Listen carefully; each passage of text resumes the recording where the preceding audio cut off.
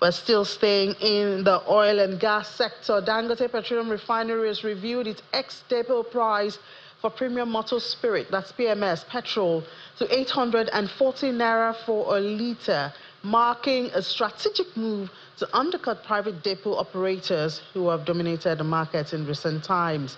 The review comes after a Dangote performer invoice price earlier in the day, raising speculation across the downstream sector. Industry watchers had predicted the drop following consistent reduction from private depots and falling global crude oil prices. Lagos depot sells at 860 as price war deepens on Monday. Several Lagos depots, including MJ, Mao, and IPEC, they offered at 860 for a litre, continuing a downward pricing trend that started late last week. Now, let's discuss this and, of course, the expectation of what Dangote has planned a new phase to the downstream sector come August 15. Let's have this conversation with Mr. Bismarck Rewane, the Chief Executive Officer of Financial Derivatives Company. Mr. Rewane, good morning and welcome to the program. Good morning, and thank you for having me this morning. Yeah, Mr. Rewane, I can see you smiling. I'm sure you're happy about this news about the ex-depot price from Dangote, now 840 naira, and the promise of a uniform pricing all across the country. Yes, I think this is a very significant and important development as far as Nigeria's downstream and the Nigerian economy as a whole is concerned. One, as you can see very clearly that at 840 naira, that's breaking news there, 840 naira ex-depot price is very, very important. I think that is the most important development. Two is that it is happening at a time when the global price of oil, you just said it now, Brent at $66 a barrel. It's also happening at a time it's trying to reimagine and restructure the structure of this industry and what I call imperfect markets, and it's trying to make it as perfect as possible. What has it done? Right? They are introducing uniform pricing, which has never happened in the country before. When it happened and the government was funding it, we had what we call the Petroleum Equalization Fund and the bridging of pricing of products across the country. This was abused and was a major source of fiscal recklessness in this country. Now, from August 15, there will be uniform pricing across the country. And how is he going to achieve this? He will be doing two things. One, 4,000 CNG trucks, power trucks, taking the products across the country. They're offering credit facilities to Nigerian retailers, retail outlets. And the total amount in question is 500,000 liters. If you buy bulk 500,000 liters, they will give you another 500,000 liters for 2 weeks at no interest cost, as long as you have a bank guarantee, right? So that's very important. But if you go further, and that's why we call it a game changer, you go further, you will find that you will see at this time in the past 10 years or 15 or 20 years, every time there was a holiday, every time there was Easter, every time there was Christmas, every time there was Independence, every time, and many other times, you would find that there were queues and there was massive downtime. Now you can see the picture on the slide now showing what it was before and what it is today. And what it was before was 2 years ago, and what it is today is now you can see that picture clearly. Now, what is the impact? The question we must ask ourselves, what's the impact of this new dispensation? Because it's changing the distribution structure in the industry completely. One, before now, there was perennial fuel scarcity. That's the picture you can see out there. That was on the left before, and now what the Dangote refinery is offering is consistent quality and consistent supply. Now, there was perennial, and there was also adulterated fuel in the past. There was price determination, which was abused. There were bridging costs, which were also abused. And inflation at that time, even when measured, as far as we know, with the old methodology, was as high as 33%. Now, inflation is down to 23%. We're not saying that it is because of this that it's happening, but there's a strong correlation between the price of fuel or the price of PMS and diesel, and the rate of inflation. So we expect inflation to come down to about 21% in the months ahead. One other major item that needs to be discussed and understood is the smuggling of products from Nigeria across the borders. Because of this, the intervention of the Dangote refinery 1, the uniform pricing 2, and the CNG trucks moving the products across the country, and because of that, we are beginning to witness a reduction in smuggling, and therefore the total consumption today, we are told, is about 65 million liters a day. The truth is that in the past, we were told that it went up to 75, 80 million liters. Because of quality and quantity guaranteed, we've seen that export smuggling reduced sharply and minimized, let me use that word. Another thing to be considered is the dormant fuel stations. There are about 11,000 plus stations in the country. Many of them are dormant, not being used at all. With this initiative, the products will get to every station in the country, and those who don't have money will have credit if they can buy. And then also, it reduces environmental pollution. It's very, very important to understand this, that 1, cost efficiencies, 2, scale economies, which will only benefit the country as a whole, both at the retail level and the fact that it creates jobs. Because all the downtime, if you spend 3 hours waiting at a petrol station, or your driver spends 3 hours, that is downtime. With this downtime reduced to 0, you'll find that productivity increases, and when productivity increases, output increases, and then prices begin to fall. That is the important thing. All right, Mr. Rewane. So we did see from your analysis that this is the logistics, the intervention in the distribution and the logistics part is going to cost Dangote over ₦1 trillion every year. Yes. We know that Dangote has repeatedly come to say it's because of the crude for Naira policy. That's why he's able to do that, because people are asking questions. What's the motivation for this if it's going to cost the company over ₦1 trillion, and this is a company that's is just started business when you look at the quantum of investment that was made. So what's the motivation? How do we connect this to be sure that this will be sustained? And Dangote is in to do business for profits. It's not a charity company. Definitely. Let's be clear. You must differentiate between expense and investment. The investment, 720 billion naira being invested in trucks, is capex. Then the cost of transporting these products all over the country is 1 trillion naira, 1.07 trillion naira.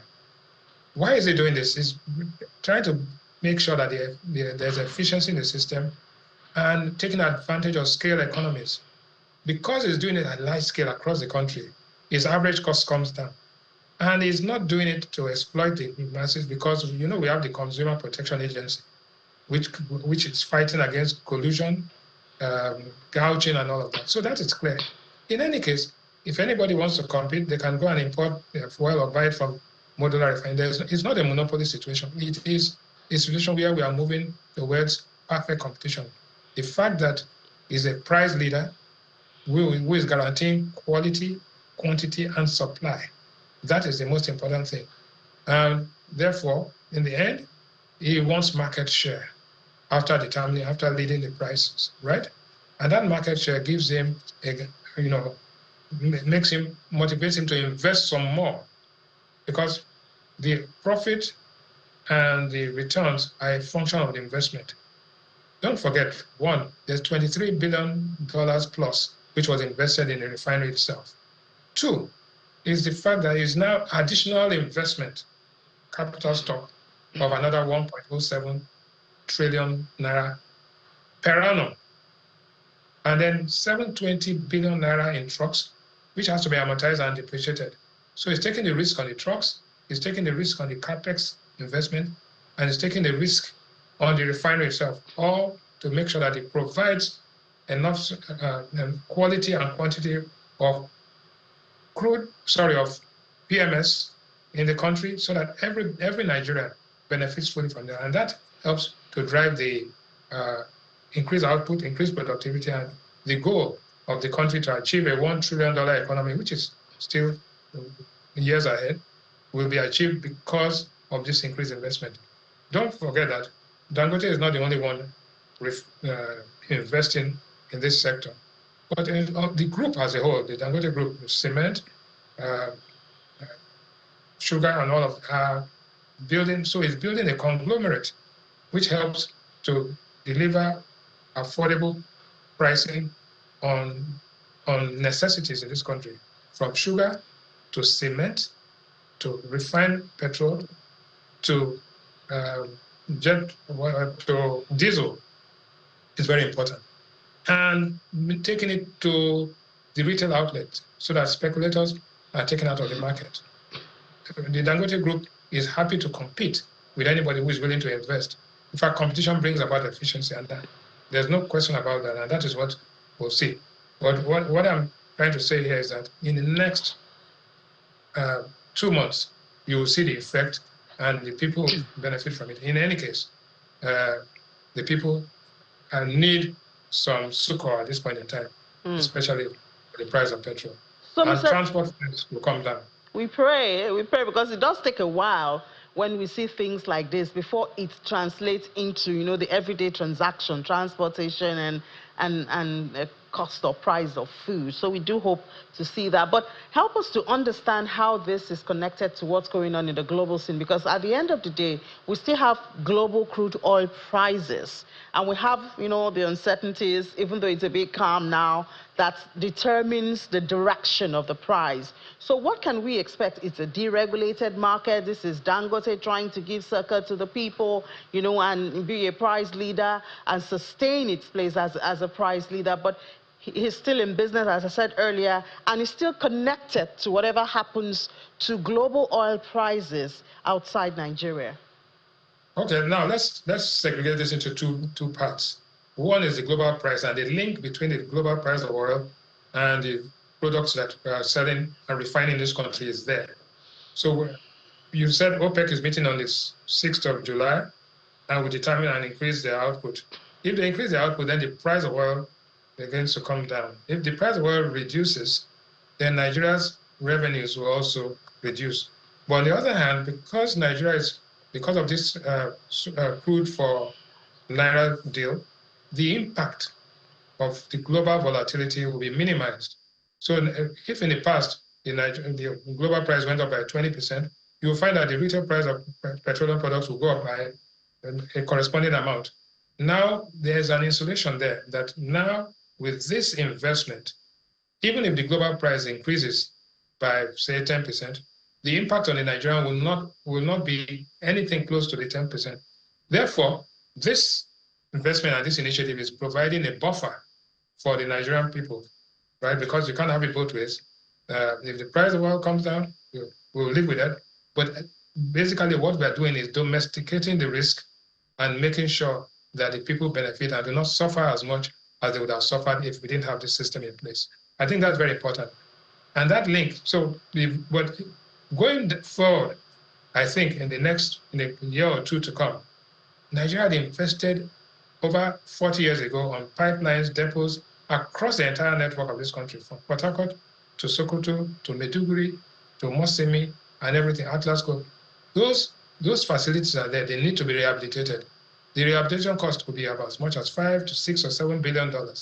If that is done, then the cost of transporting the goods, the refined products across the country will reduce, and therefore the people will benefit from being an oil-producing country, an oil-refining country, and an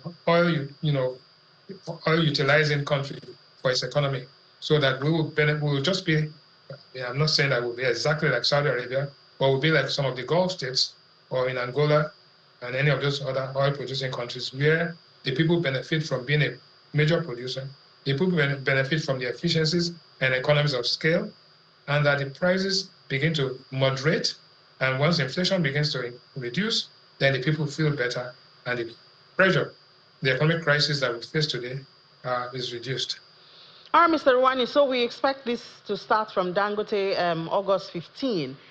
Could you give us an idea of a policy lag? I think that's what it's called. When we time lag, when we can expect the impact to move from this macro level, I'll call it that, of what Dangote is doing, to the micro level, to the cost of transportation from one place to the other, the cost of food items in the market? Do you have an idea how long it could take?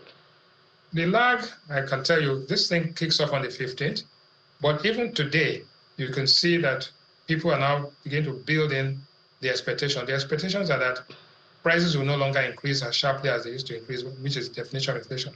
But also, the fact that when you can see the investment in the infrastructure, the network, the trucks, the gas stations, the credit to retailers, the independent and major marketers falling in line to ensure that they can pass on these prices to others because of competition.